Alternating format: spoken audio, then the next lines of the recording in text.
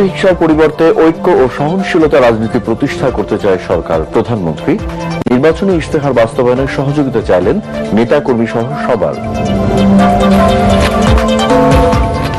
ধর্ম বর্ণকে টার্গেট না করে সবার নিরাপত্তা দিতে ভারতের প্রতি আহ্বান জামায়াত আমিরের।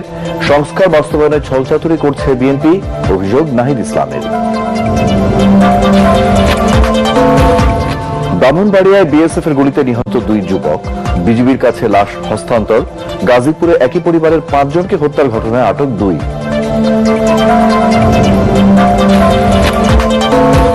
হাম ও উপসর্গে 24 ঘন্টায় 9 শিশুর মৃত্যু।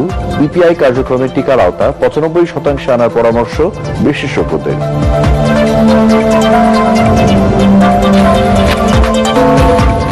সুনামগঞ্জের হাওরের পানি নামলেও বাড়ছে কৃষকদের ঋণের বোঝা। কাঙ্ক্ষিত ফসল ঘরে তুলতে না পারায় দিন কাটছে অনিশ্চয়তায়।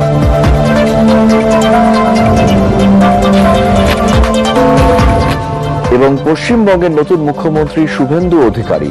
প্রধানমন্ত্রী নরেন্দ্র মোদী সহ শপথ অনুষ্ঠানে বিজেপির কেন্দ্রীয় নেতারা। কলকাতার ব্রিগেড প্যারেড গ্রাউন্ড জনসমুদ্র।